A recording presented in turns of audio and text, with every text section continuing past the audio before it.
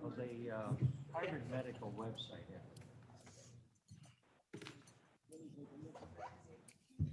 Find out. Yeah, hey, sounds good. Better? That's pretty good, really. It's just they keep wanting. Yeah. Monitor? No, this is actually, Scott Angelo, 3 times a day, gives me 15 minutes worth of the IV. Oh, cool. And then I don't have to go in or stay in the hospital or any of that. That's nice. Very nice. All right, good to see you, gentlemen. How long do you have to keep doing that? Well, we're supposed to end tomorrow, but the doctor thought he wanted, they discontinued it in April, probably too soon. So now he wants to keep it going for another 2 weeks. I mean, it's not, compared to what, looking around, oxygen tanks or things like that. It's, I mean, a lot of women have purses that are heavier. Leaving? Yes, they don't need me. Sure we do. Have a great day, Mr. Kenyon.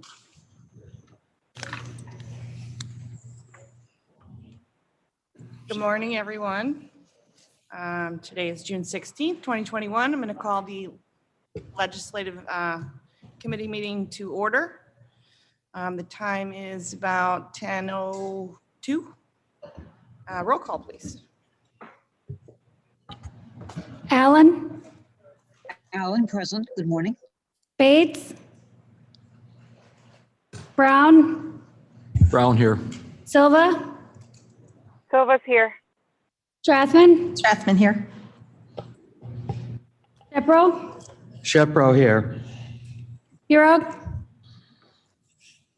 and Gums. Here. You have a quorum. Thank you. I would ask for a motion to approve the minutes. Allen moves. Strathman seconds. Ellen moves, Strathman seconds. Roll call. Allen, Allen, aye. Bates, Brown, Yes. Silva, Silva, yes. Strathman, Yes. Gums. Yes. Passes, thank you. Do we have any public comment? I don't believe we do.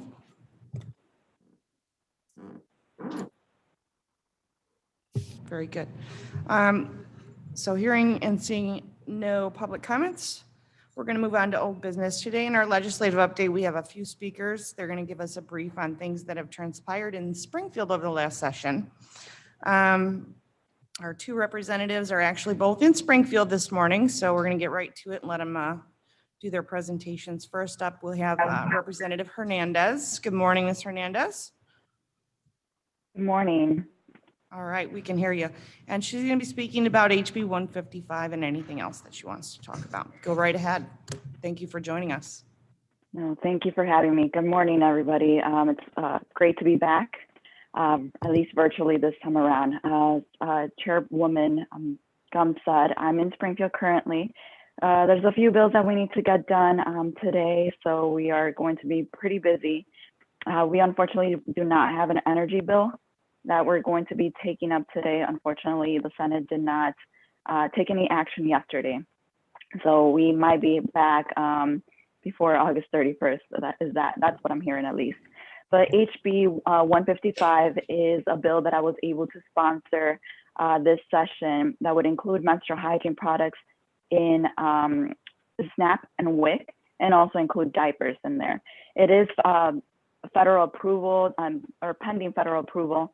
So that is something that I have to tackle next in Congress. Hopefully we can get a few Congress men and women from our area that can support and create a waiver to allow this bill to just go through and get accomplished. But this is really important because many young women and menstruators overall cannot afford these products, cannot afford menstrual hygiene products or diapers. So this is a way to help low-income families to be able to have access to that. I also have another bill, HB 156, that is around the same lines of menstrual hygiene.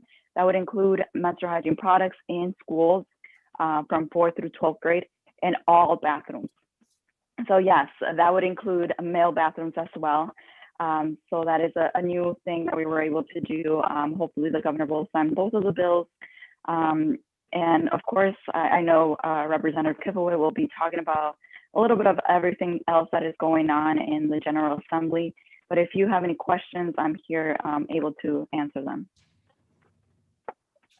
Thank you so much. I'm not sure if we have Representative Kivwood on the line yet.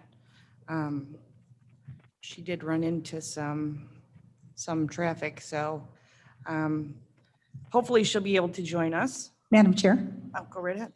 I would just like to say to Representative Hernandez, thank you for this bill.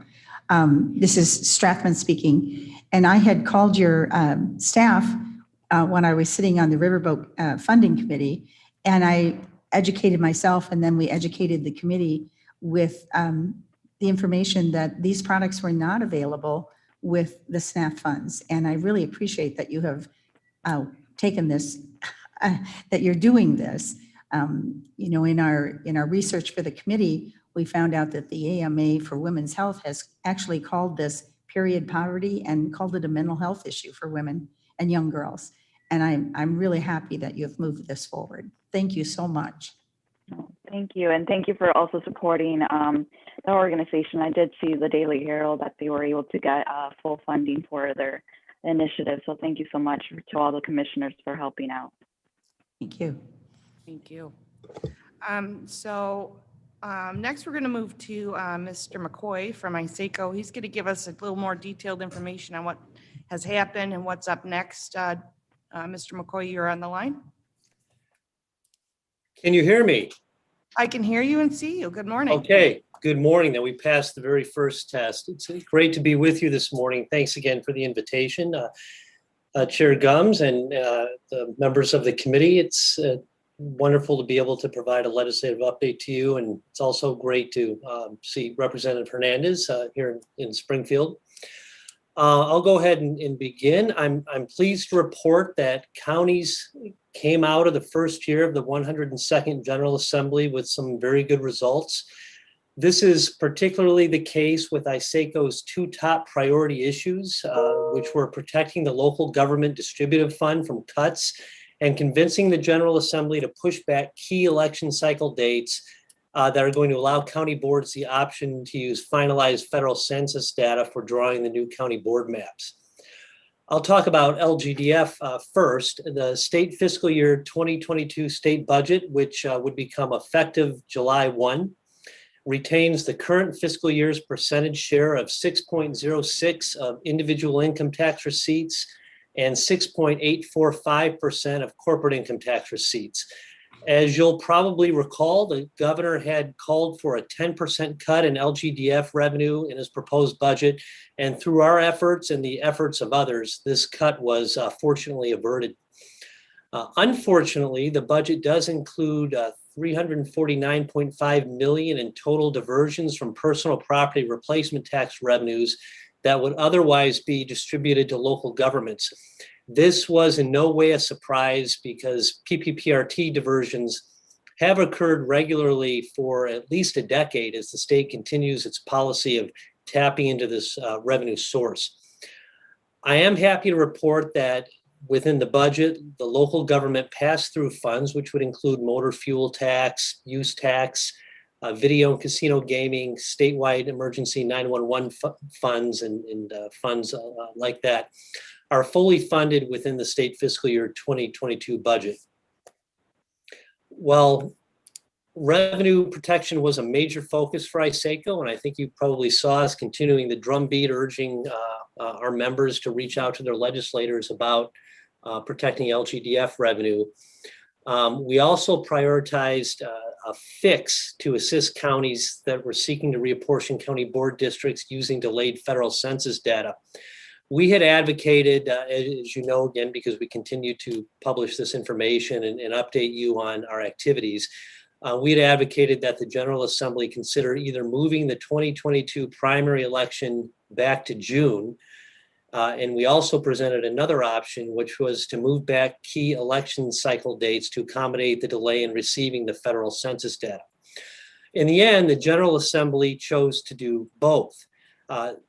The provision within the omnibus election bill, which was Senate Bill 825, that moved back key dates in the election cycle to give county boards outside of Cook County until December 31st, 2021 to reapportion county board districts, was a direct result of our advocacy. The provision moving back the spring primary to June 28th, 2022 was something that in the end, the General Assembly and the governor decided that they wanted. So in a sense, we got a twofer with respect to our legislative advocacy requests on this issue. It's important to note that the changes made to the election calendar for the 2022 election, and to kind of outline those, the beginning of the petition gathering period will be January 13th, 2022, and the petition filing period will be March 7th through the 14th of 2022. Last Friday, we reached out to the Senate President's office to ask them to expedite the transmission of the bill to the governor. And the bill was sent over yesterday amongst 12 other bills. We've also asked the governor's office to move quickly with the review of the bill so that they can sign it into law ahead of the July trigger for the creation of county board apportionment commissions. The legislation also allows population to be determined by any reasonable method, which would include the use of American Community Survey data. You may have seen our June 10th News and Views email where we linked to a lawsuit filed in federal court by the House and Senate Republican leaders challenging the validity of the new state legislative district maps that were enacted into law. A second lawsuit was filed before the same federal court by the Mexican American Legal Defense and Educational Fund just last week. In both cases, the lawsuits are challenging the information used to draw the districts, which included use of American Community Survey data. I just wanted to share that information with you as well. Shifting gears, I want to touch on the clean energy bill for a minute that Representative Hernandez had mentioned. The Senate convened yesterday and did not vote on the legislation. There is some discord between labor unions and environmental groups over the closure of coal-fired plants and the issue of prevailing wage. These are both Democrat constituency groups, and Democrat leaders are trying to figure out how to bridge this kind of intra-family divide. At this point, it doesn't appear that provisions restricting county wind and solar siting authority would be included in an emergent draft, but ISACO will, of course, continue to monitor the issue. LGDF, county board reapportionment, the pending federal lawsuits over the state legislative maps, and an update on the clean energy legislation were the four primary issues that I wanted to highlight with you this morning.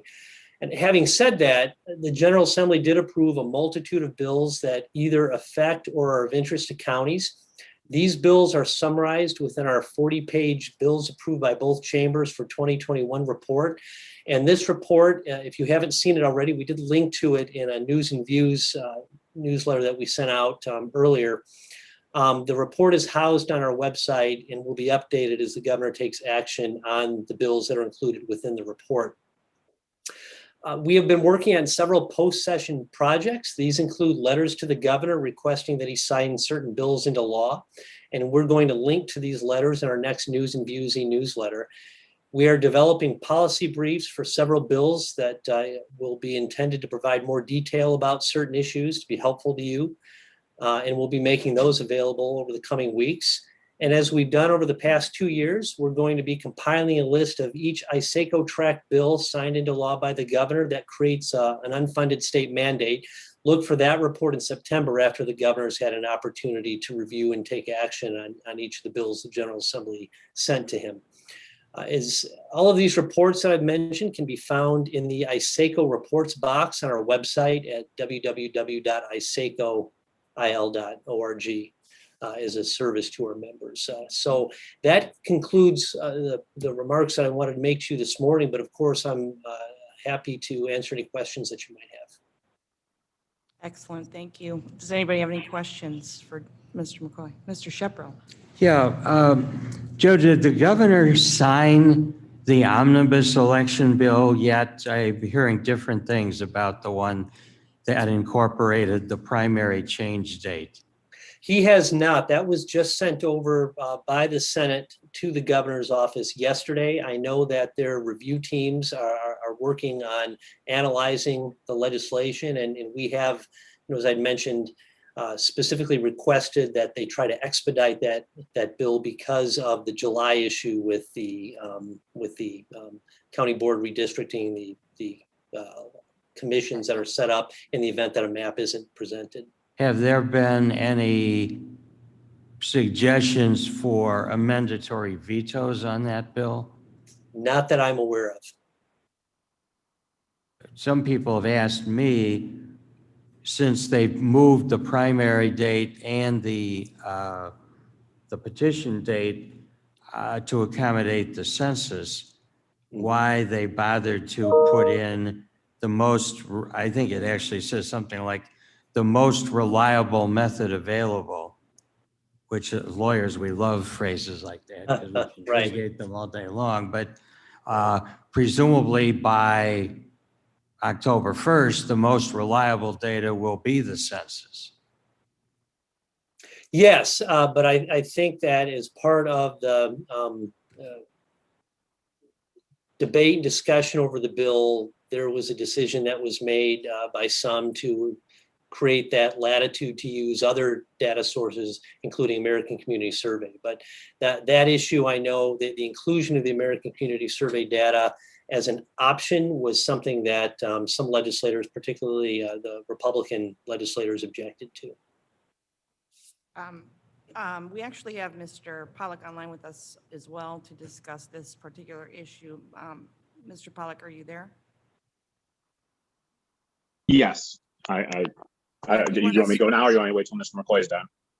Well, we can get back to Mr. McCoy. He's going to answer questions if we have further, but you want to speak on this because you did a lot of work on this, and I want to draw that to our attention.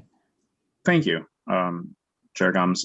With regard to that particular question on the use of the ACS data, Mr. Shapiro might remember, and when we were, on the task force and some discussions about what the fix was going to be when we had all these conflicting dates regarding what the county had to do when and what the election code said. That language that was put into this omnibus bill was the language that we proposed as one of the possible fixes. There was back and forth from the legislature about whether or not the primary would be moved back. And that was, plan A or plan B. I can't remember which of the plans it was, but that was one of our options. They ended up giving us both. But there were still some questions until, this bill dropped at about 2 a.m. on Memorial Day, on the last day of session. So there were still discussions going up until that point, and it was even amended. This is Amendment 2 was the one that was passed. So I think at that point they just kind of chunked everything in there, put it out there, and there are options. If a county board decided for some reason to go ahead right now and not use if it provided the governor signs the bill and all the dates are pushed back, if a county decided, oh, we want to do it right now, that option would be there. However, for most other counties, if the governor signs this bill and those deadlines go back, yes, you're correct. If we get that data in August, I believe the county board plans to move ahead and use the actual census data to do the job. I wondered if, this is for either Brian or Joe, if there was potentially being set up an argument that the most reliable data would include data that's not the census data, the ongoing argument about undercounts and so forth.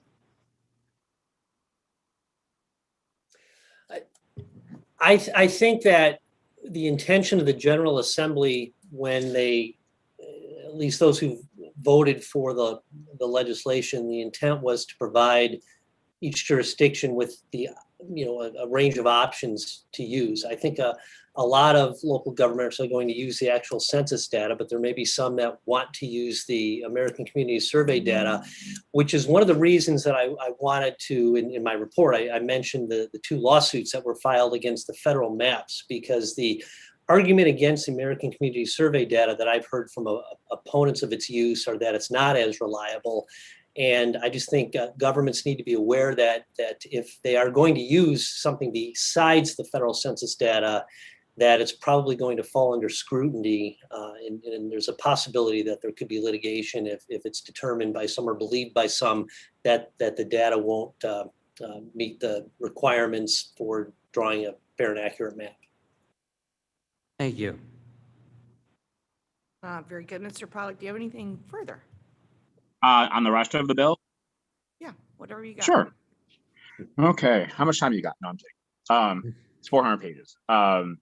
So I do, I haven't come to this committee as often, but I work with the co-chairs here and some of the members. Representative Hernandez is on the call, and she's probably tired of hearing me talking about redistricting and election things. But one thing that I don't know if all the members really understand, but you've got a clerk who's been very forward thinking about a lot of these issues for years. And some of the things that are in this omnibus bill are things that Clerk Cunningham's been working on for years, and his office has been trying to advance. There are some big changes we've always pushed for making sure we have transparent, accurate, secure, safe elections. And there's some things in here that, continue that process and I think can be hopefully rather transformative for elections going forward. The state board had a few things on cybersecurity. They've been pushing it for years. So have we, continuing to make sure that we have risk assessments and making sure that voters understand that our election systems are as safe and secure as possible. With regard to Mr. McCoy touched on the dates being pushed back. Basically, everything's going back about a little more than 3 months, except the filing period is actually going to be shorter. So the circulation period is going to be shorter. Normally, you have 90 days to collect signatures. For this period, it's actually going to be about 60. So the signature requirements will be 1/3 less than normal for all offices. So, but instead of collecting your signatures in September, October, November, you'll be doing them in January, February, and March. So that'll be interesting for candidates going out and there's several feet of snow or 20 below weather. But so that's all the dates were pushed back. Everything else is pretty much the same with regard to you have your 5 business day window to file, the objections, et cetera, after that certification. The General Assembly last year made the November election a state holiday. They've done that again for November of 22. It's nice in the sense that it allows us to have more opportunities to use schools, and to now this year with kids being back in school, we have more access to those student judges to try to recruit more since they'll be off of school and we can actually get to them. When kids were learning remotely last year, we didn't have access to talk to them about this opportunity. It's still kind of a middle ground. It's not quite, we were looking for some sort of consistency, because it's nice that we know that in November the schools will be closed and we could move polling locations there, but they're not going to be closed, in other elections. So what you don't want to do is change your polling locations all the time on your voters. So there was another bill that was passed, House Bill 4, I believe, that will allow districts to do e-learning days. So if a school's used as a polling place, it could be an e-learning day, and that could maybe allow a bit more stability in using schools in the future. We introduced that language a couple of years ago before COVID, when districts really didn't know what e-learning is, and now they certainly do. I'd say one of the biggest changes in this bill, and it's been an issue that for which we've advocated for years, is what we call the permanent vote by mail list. And whether it was because of COVID or because of people actually liking the opportunity to have the opportunity to vote by mail, we had a big spike in mail turnout in last November's election. But for those of you that requested a ballot or know people that did, just because you voted by mail last November didn't mean that at a consolidated election in April, you voted by mail. And so this current state law requires that anyone that wants to vote by mail must apply for each and every election. There are a couple townships in King County that had a consolidated primary in February and a consolidated election 6 weeks later. People that voted by mail in that primary in February had to request a ballot 6 weeks later in a mail ballot 6 weeks later in April. And so one of the solutions we looked at was allowing a voter to request a mail ballot for all elections. It obviously helps seniors, helps those with disabilities, and helps those who do prefer to have that option. One thing that I do want to make clear is that this isn't like other states where a ballot is mailed to you unsolicited. Only registered voters can complete an application to request a vote by mail ballot, whether it's a one-time or multiple times. So people that have deceased, people that have moved out of the county are not registered voters, thus they can't request a ballot. Thus they can't get a ballot. So it's not unsolicited, it's those who wish to vote by mail in every election will have that opportunity. You know, the clerk's office has been a strong advocate of making sure that registered voters have every opportunity to cast a vote. You know, our office, we have an expansive early voting program. We have our 2 vote mobiles. We have a voter outreach program. This is a way of trying to make sure that everyone has the opportunity to vote in whatever method, legal, safe, transparent method as possible. And it's always been a little disappointing. We had historic turnout last November, and then in April we had 11% turnout in the county. And in other jurisdictions where they've gone to a permanent vote by mail list, you see those numbers come up for the consolidated elections. I mean, if you think about it, you had city councils, village boards, school boards, townships, park districts, all those things were on the ballot in November, and you had 11% of the population that voted on it. And so civic participation is important, and we want to get more people involved. And this could have a transformative effect on the election, hopefully in the future. And it's also a way of there are a few initiatives that we're working on in that. This is the first step, and so hopefully there's more to come. Another thing that came out of this bill that may seem minor, but it could have a big savings for taxpayers. There's a provision that would eliminate, so in consolidated elections, you need more than 4 candidates, so 5 candidates or more to trigger a primary for, let's say, a city council race or a mayor's race or what have you. And we had a situation in Aurora in 2017 for a mayor's race where only 4 candidates actually went out and collected the signatures, filed, and got on the ballot. But you had several write-ins that all they had to do is go sign one form, and they got on a ballot in February and had a primary that cost taxpayers $100,000 that shouldn't have happened because they didn't go out and get signatures. A write-in certainly can run in an election, and they have the opportunity to run in the consolidated, in let's call it the general election, the April election. But because someone went and signed one form, we had a primary when we didn't need to. So we got that cleanup language, so that'll help save taxpayer dollars and not have elections that weren't necessary.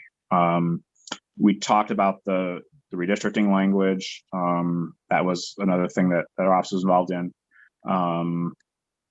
But there are a few things that we're working on in a possible, whether it's a trailer bill or some an extension of some of these things for veto session, and we'll see where that goes. But it was a lot of this has been the product of discussions for the last couple of years, and it's been harder with COVID because we didn't have all the face-to-face meetings that we wanted, and things popped up at the last minute. But it was a really great sign that the General Assembly was listening to a lot of these things that the clerk's office, and in particular our office, has been pushing, and we're grateful to that. And we hope the voters in King County and the state really take advantage of that and see the way that they vote, have an opportunity to participate more in elections. So thank you. Do you have any questions? No, I just want to say thanks for all the work that you did. I know you worked hard, and Joe, collaborating with everyone matters, and I don't know how, I mean, I think I say it every meeting, but everybody has to put their feet to the ground and make the phone calls, send the letters, and I just want to thank everybody for doing that because it actually matters. So Mr. McCoy had said that we've got some post-session projects. I'd be glad to find out what we can do to help on those, get those letters out. So hopefully, Joe, we can chat about what you need, and we'll collaborate again and get some more stuff done. Sounds wonderful. All right. Thank you both for being here. I believe, Ms. Allen, go ahead. Thank you, Mr. Chairman. Brian, I just wanted to pass on again, your office, Clerk Cunningham's office, has been leading additional opportunities to vote for decades now. The bus, the early voting, the notices passed out in this climate going around the country. It's just so, I just feel so grateful to have an office and an administration that wants to get everyone voting. As long as you're a registered Martian in Kane County, there will be a way for you to vote. And it's just very refreshing, and I'm very grateful. So please pass on our thanks to you and your staff and to Clerk Cunningham. Thank you. Thank you. Thank you, Ms. Allen. So I don't believe that Representative Kifwood is logged on, but we thank her anyways. She'll be back, I'm sure. Ms. Hernandez is signed off as well, but we want to thank them for their time. I know they've got busy days today. And unless anybody has any more questions for Joe or Brian, I've got one other issue to talk about, but does anybody have any questions for them? All right, hearing none and seeing none. Thank you very much for joining us today, guys. Thank you. Do we have any comments from our co-chair? Good morning. My only comment would be that I'm really grateful for Representative Hernandez in moving that bill forward. That was such an important thing. And, it's a biological function that half our population has, and to have it not be accessible, to make these products accessible to half our population is wonderful. Excellent. Yes, I went to town hall and she explained a lot more in detail, and you're right, 100%. This is a great thing. HB 156 is an excellent thing to, you shouldn't have to go to the nurse's office to ask for these products. So I'm very supportive of that. So And diapers is in the bill as well. And Yes. that's, again, Yeah. a biological function. Yeah. All of these products are quite expensive. So oh yes, yeah. I'm really Excellent glad that work she by did them. that. Yeah, Yep, for sure. absolutely. The only thing I have is our resolution 2129 or 299 under new business. We did do a resolution that was signed and passed by the county board. It was requesting modifications to the governor's Consumer and Climate First Act. I'm not sure where that's sitting right now. Our resolution, the request was to get our resolution to the governor's office and those folks that needed to read it. We joined, I lost count of the county numbers that did these resolutions. I think the last was 79 counties did resolutions. And I do know that the governor's office got it. So we'll see what happens there. But that's pretty much all I have. I don't believe we have any reason for executive session. Does anybody have any comments or questions at all? Thank you very much. And I'll take a motion to adjourn. Move we adjourn. All right, and a second. Strathman, second. Very good. I appreciate everybody and have a great day. We are adjourned.